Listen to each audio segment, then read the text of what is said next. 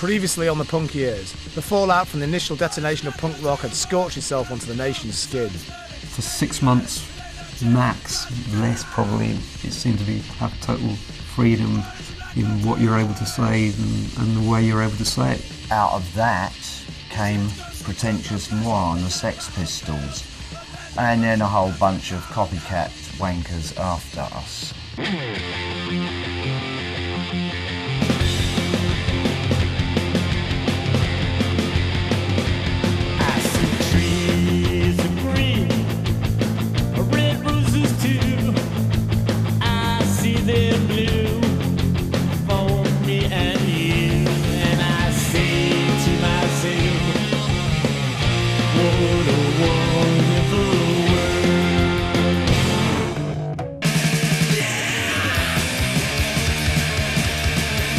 That's why punk is like, it's like the great debate, or going forever. What is punk and who's more punk, you know?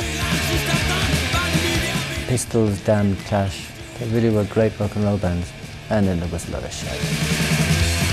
By 78 it was all over really. It was a very short moment in time where it was real. By 78 it became genuinely popular, and that's why people, I think certain people, hate it. It's that whole plethora of kind of stuff that came out in the 80s, you know, the black leather jackets, Mohican. I just hated all that stuff. It became a gang mentality. It was not easy when there's only two of you. The initial surge produced a lot of rubbish. Once things settled down a little bit, then the really good stuff came through. I think the second wave were really what the first wave was pretending to be. It was much less pretentious, I thought. It was a street movement. I'm very pleased they all found a home. They're all cluttered together now in the same dustbin.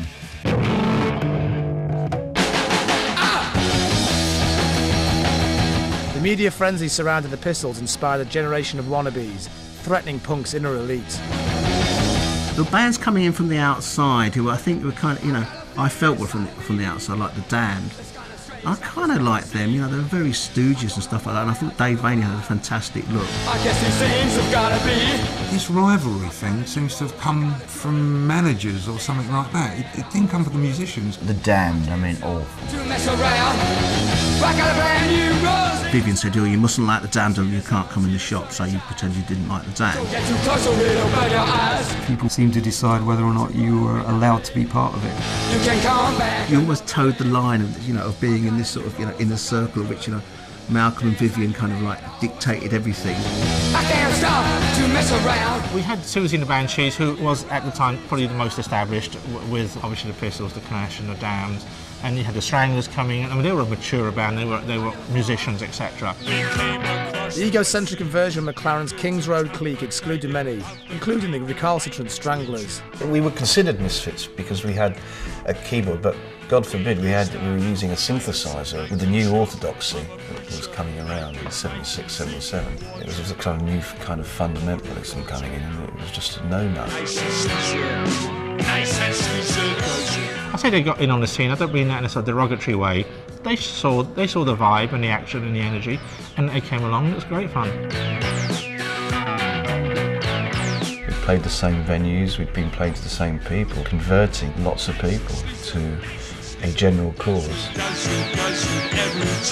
Stranglers played, and although every time I saw them they got worse, but just as a first experience of much more our version of punk, really vicious and raucous and sleazy as well, you know, and all those things really appealed. Some bands were successful and therefore uncool, and other bands were successful but they weren't uncool, you know, namely Clash and Pistols, but the Stranglers being successful was uncool. But the DIY democracy was itself under threat as bands in demand like the Clash and the Pistols discovered that practice makes perfect.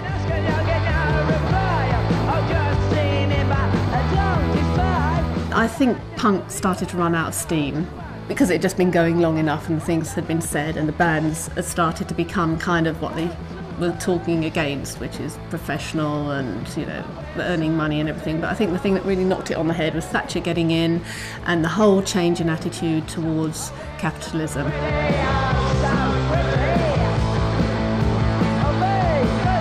The establishment realised really quickly that to control it, all they had to do was sell it, you know. and the public get what the public want. You know, the Pistols were too good a band and punk was too exciting a thing just to be kept in some shit club in Oxford Street for 100 people. I mean, that's ridiculous.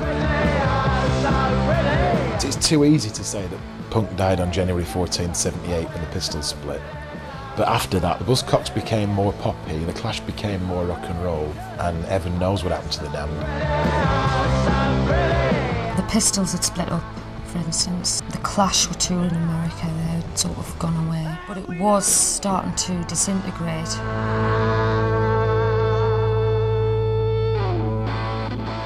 There was too many professional musicians in punk to really make it like revolutionary. You know what I mean? In a sort of like street fighting sense, you know what I mean? Okay, we won't have a riot, we'll sing about it instead, which is cool. I mean, at least someone's singing about it. But, you know, don't try to make out you're some sort of like hard revolutionary, because you're not, you're just in a pop band. It was kind of divided into like the pretentious arty punks who had the luxury, you know, to get involved in something so rebellious. They had no restrictions from their parents or anything like this. Joe Strummer, great guy, great performer, but a diplomat's son who sang about a white riot and lived in a white mansion, as we used to say. And then there was like the coarse kind of working class kids who were really passionate about the rebelliousness of it. And when the other bands started coming through, who were the reality of the mythology, then bands like Sham were the ones they crystallised around. You know, Sham were a big growing force at the time. Despite having been in there from the start, Roxy regulars Sham 69 were often labelled as a second wave band. Sham 69, Angel with Dirty Faces, they were the last purely ordinary, good-on punk band. If we bring out our first record in 1977, I can't see how we're a second wave of punk, whatever they want to call it. I mean, if the Pistols say, oh, we've invented the word punk, we are punk, then you have to say that the Ramones are second wave, you have to say that the Damned are second wave, you have to say that the Clash are second wave. The Sex Pistols have set themselves up as the hierarchy of everything that happens after of what punk was. So that's how ridiculous it is. That attitude follows on from every social scene and every subsection. There's always somebody saying, well, I were into it first, and if you're all into it, then it's dead. And it's that horrible cliquiness, isn't it? I think it only spawned anything because the two major bands at the time stopped playing. It stopped being their little elite little thing and it became what it was always supposed to be, which was always like, you know, a mass working class thing. The blue-collar ethic of the second wave was no better summed up than by the gritty sound of the angelic upstarts. I was a coal miner at the time. I thought to myself, there must be something better than this, you know? And like when I seen the Clash, that was it. I thought, that's what I want to do, you know? The original band were all off the same council estate. The actual drummer could play drums, which was like marvellous at the time. I think that's how the upstarts got maybe a little bit of a kickstart. My first songs were basically just about things that were happening around us, you know? Like getting in trouble with the police, you know? What the police were doing. Police in their area cracked down on them very, very hard, and they made it very hard for them to play, and so they were claimed to have been persecuted. If people want to say like that the second wave of punk was fake, then I dare say they should really walk up the Falls Road in Belfast with stiff little fingers and see what was fake about that, you know, what they were singing about. Fuck me, I think they'd get like a rocket up their arse, wouldn't they, you know? It'd be a little bit different, like sticking safety pins and walking down the King's fucking road, wouldn't it, mate? Hailing from Belfast, Stiff Little Fingers embodied punk's preoccupation with social realism. Stiff Little Fingers, I thought, were absolutely fantastic when they started. The real road to Damascus came when I heard the first Clash album, and that's when I realised that I didn't have to sing songs about bowling down a Californian highway when I'd never been further west than Galway in my life, you know. These guys were singing about their lives in West London, I could sing about my life in Belfast. If you talk about having something to say, I think they said it all in the first album, you know. The only politics we've ever espoused are basically sort of being humanist, treating everybody the way they would like them to treat you. We actually found stuff I think was quite corny. They're actually written by an English journalist as well, which put us off even more. If you sing an honest lyric that's heartfelt, you will connect with other people. We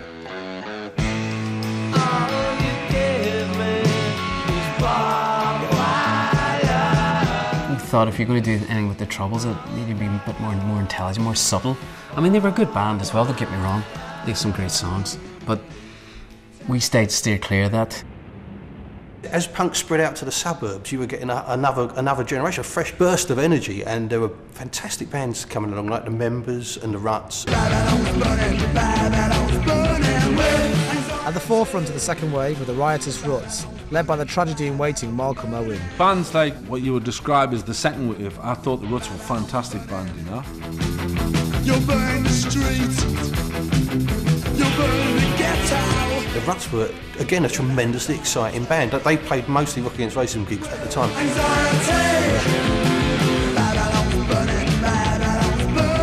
Diamond Geezers, I thought I had something to say. I don't know if they were a punk band. They had a huge following, the Ruts, Malcolm Owen, before his overdose.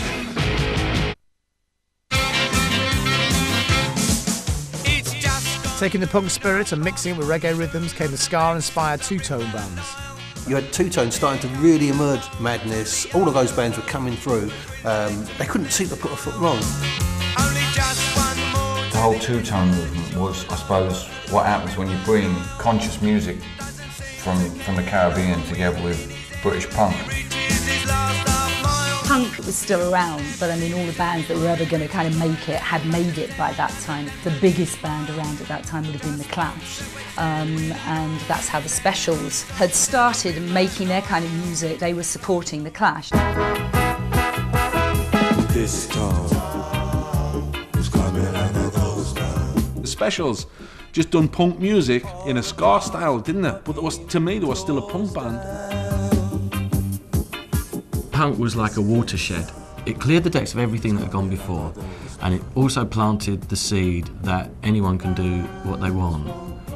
And so in that respect, yeah, two-tone is a logical result. You can see in the two-tone, perhaps the last manifestation of a genuine punk ideal in British pop. It didn't have to happen because of punk. It just made it possible for it to happen.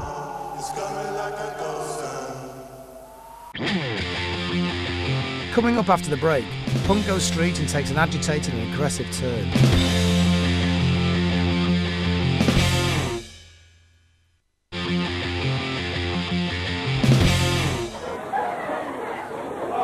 The new street sound of raw and aggressive punk reaches its logical conclusion.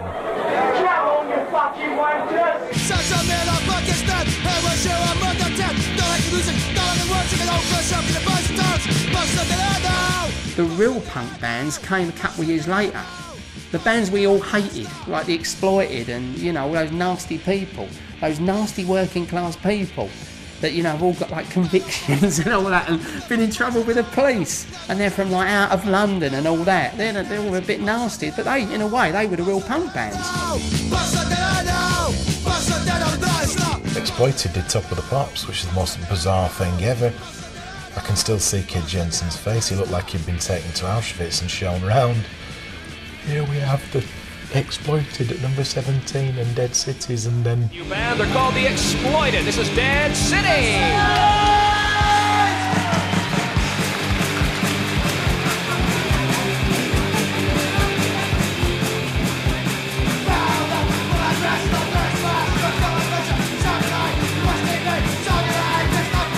Exploited, which I remember sounds starting to call hardcore punk. I remember when they started saying that, and that was the wave that caught me really. Musically awful. I mean, bloody awful. A complete racket, you know what I mean? And as a music fan, I hated all of it. But, you know, as punk bands, they are the real deal. I will say that. I mean, they sounded like a punk band should sound like.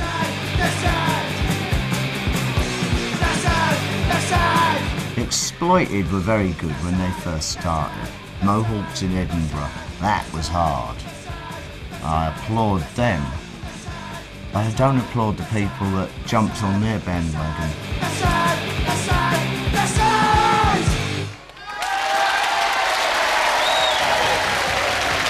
And who said punk was dead, eh?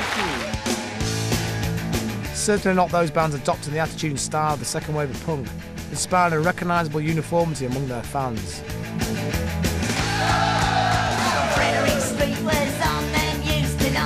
Stylistically, I suppose, the second wave was more DIY again. More kids just like got a leather jacket, wrote the band name on the back, put a few studs in it, and off you went.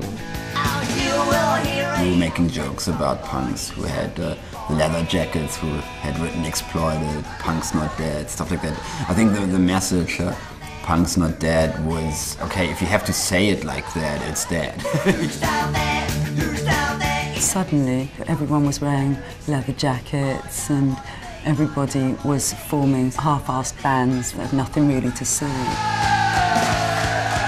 It became that sort of like the leather jacket and the Mohican and the bottle of cider and that sort of thing. It did become a little bit of a uniform. Ones that go purely into the uniform and think that makes them tough and hard and something special. That's somebody else's idea.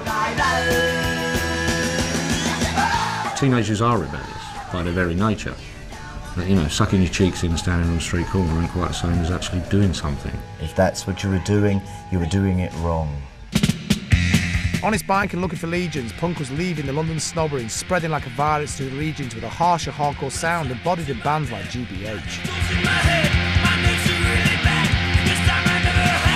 In Birmingham, in the very early days, there was bands like Suburban Studs, and then there was a bit of a lull, and then we sort of came through.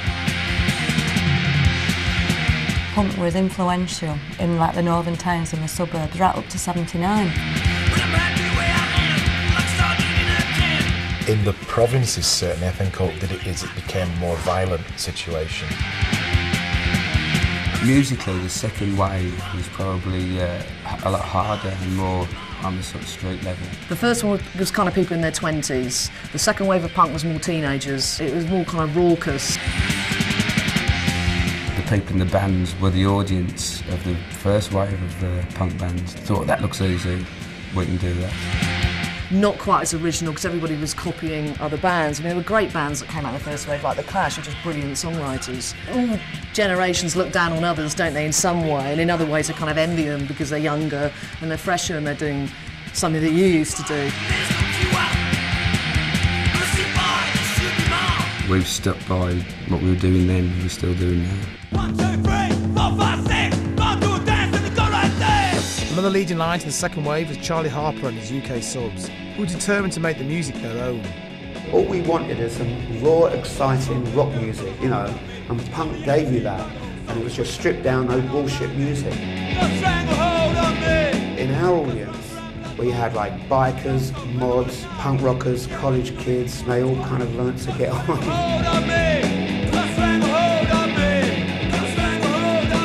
Charlie Harper, I don't know how he does it because I couldn't do it. I mean, he would play here if you asked him to. Charlie is like a 100% performer and he is a punk, you know? Punk rock is just rock and roll stripped to the bone. It's like no bullshit, songs, great songs. The kids can go home and do it themselves, you know, and that's the magic of it. What's that awful band, Charlie the singer?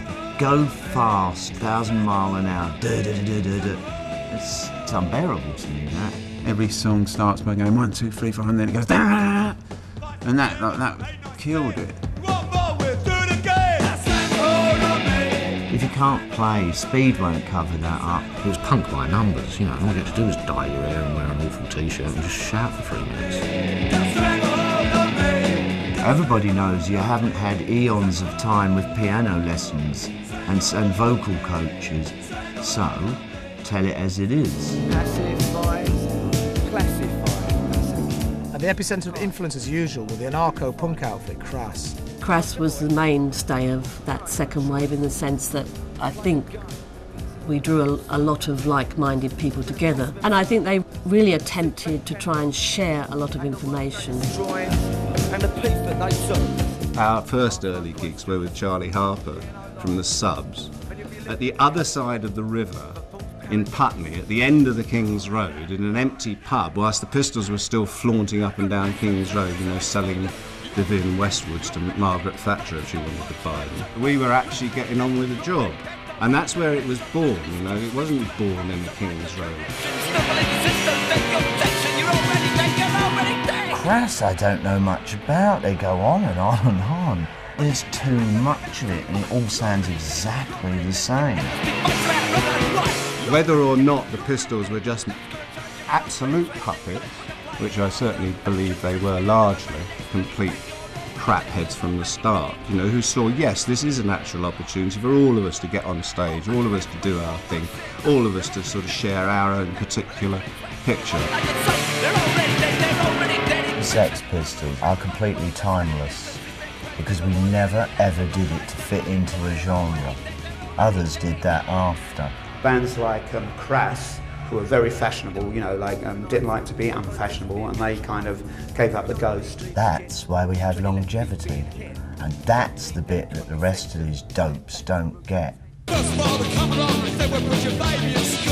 However, some bands from the second wave are still going strong today, and their legacy reverberates around the world.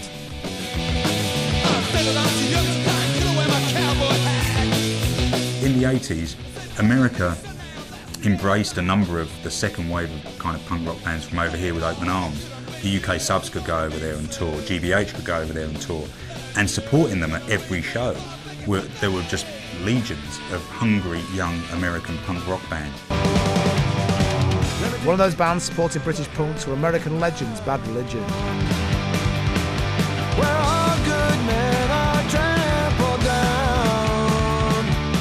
The reason most of these bands were influential, these are some of the only exposure that we got to English punk because they came and played shows in Los Angeles. Yeah, that was very important. Yeah, the groups that came down, like, you know, Bad Religion played with the Angelic Upstarts. And GBH. Yeah. A reason for the suffering and the strong misery.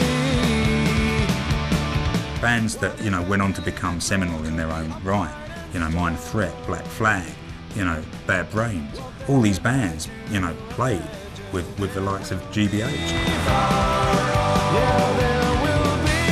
Bands that have said that we were an influence of Nirvana, Metallica, they were influenced by us, and now, I don't know, they must have done something right because they're all loaded, and we're still plodding along on the course we set ourselves on. To anybody who said that punk were over at March 77, well, you know, they were part of the arty, elitist kind of attitude. You know, to them it was a fashion, to me it was a philosophy, and it continues. And it's not something that you do because it's hip. You do it because it means something to you. Next time in the punk years, when the going gets weird, the weird get going. Punk, independent and underground.